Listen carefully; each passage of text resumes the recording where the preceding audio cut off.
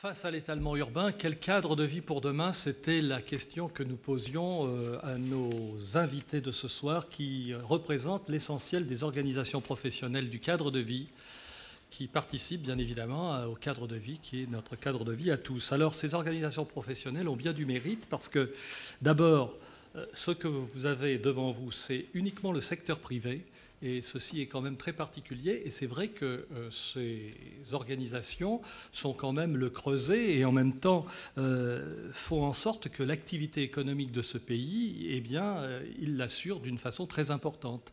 D'ailleurs, je pense qu'à l'occasion de leurs interventions, ils sauront faire valoir cet aspect-là. Mais ce qui est le plus intéressant pour le séminaire Robert-Rosel, c'est les connaissances et les savoir-faire que toutes ces professions peuvent avoir et qui font qu'elles peuvent aussi être un creuset et un réservoir très intéressant pour les collectivités locales, à la fois en matière de conseil, mais aussi bien en imagination et en entreprise. Et ça, c'est un phénomène tout à fait particulier qui est tout à l'honneur de ces organisations professionnelles. Alors, la finalité, ou plus exactement, leur objectif commun, c'est l'amélioration de notre cadre de vie. Et de ce côté-là, dans le cadre de la gouvernance avec les élus, les associations, ces organisations professionnelles sont à même de pouvoir prendre leurs responsabilités. Et en matière de responsabilité, Robert Rosel a pu dire: seul l'homme politique a plus de responsabilités que nous, il parlait des professionnels, cela ne réduit en rien les nôtres. Et là, je trouve qu'il a visé juste parce que bien souvent, les professionnels peuvent penser que c'est aux élus de prendre les responsabilités. Eux se cantonnent dans un rôle technique. Eh bien non, ils ont aussi leurs responsabilités. Et d'ailleurs, ce qui est important, c'est qu'ils en prennent non seulement conscience pour certains, mais qu'ensuite, ils puissent la faire valoir. Alors, face à l'étalement urbain, quel cadre de vie pour demain? Cette question peut être décomposée en deux autres questions tout aussi complémentaires.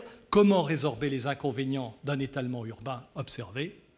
On vous laissera le soin de pouvoir le dire. Et comment définir les nouveaux espaces qu'il faut à la fois conquérir et en même temps respecter au regard de la nature pour nécessairement absorber l'accroissement démographique?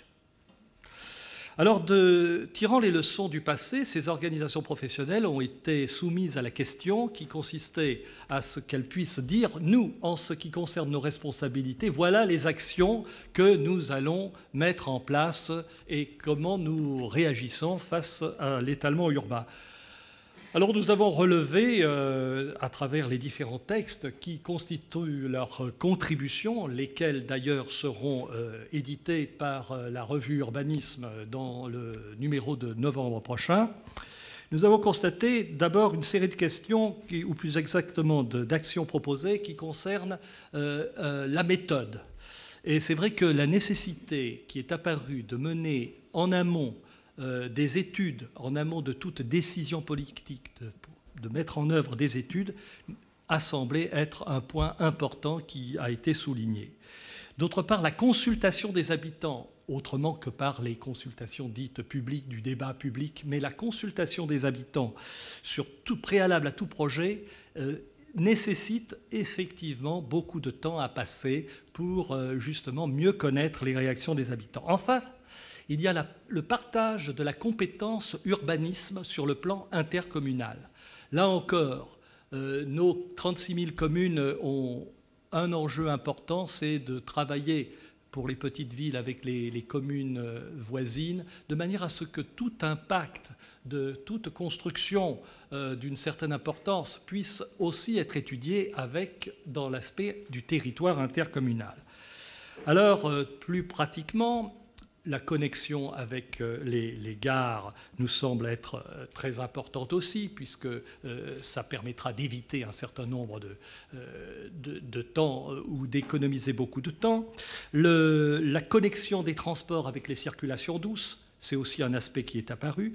Et puis également une recherche de densité humaine. Ce terme est entre guillemets car il est utilisé par Robert Rosel et il est assez peu utilisé par les urbanistes et par les élus, car la densité humaine, c'est la recherche de la meilleure densité pour une urbanité. Et l'urbanité, comme vous le savez, c'est le fameux vivre ensemble et vivre le mieux possible ensemble. Et de ce côté-là, nous avons tous les uns et les autres beaucoup à apprendre.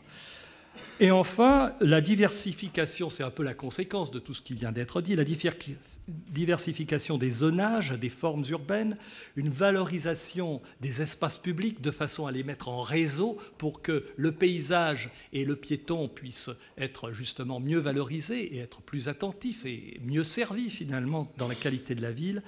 Et enfin, et c'est pas peu de le dire, une présence plus grande de la nature dans les grandes agglomérations qui sont, comme vous le savez, des organismes pris par le stress urbain. Et c'est vrai que la nature, de ce côté-là, arrange bien les choses. Alors, face à l'étalement urbain, quel cadre de vie pour demain peut aussi se traduire par, et en amont, quel mode de vie pour demain, et après, quel cadre de vie. Alors pour le séminaire Robert Rosel, cette rencontre débat avec les organisations professionnelles est la première du genre depuis l'existence du séminaire. Mais elle s'inscrit dans cette volonté de pouvoir interpeller, de pouvoir questionner les professionnels du monde du bâtiment et de l'aménagement pour tirer un enseignement des actions qu'eux-mêmes veulent promouvoir. C'est aussi pour nous un élément pédagogique qui précède le prix national qui aura lieu cette année le 30 novembre et qui, sur le même thème, face à l'étalement urbain, quel cadre de vie pour demain, donnera une réponse, notamment en présentant des opérations exemplaires.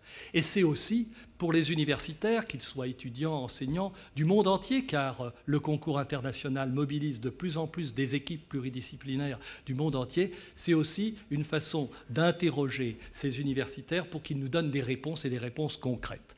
L'ensemble de ces réponses constituera pour nous un enseignement dont il faudra que nous puissions porter à la connaissance de ceux qui ont des responsabilités et qui pourront les mettre en place.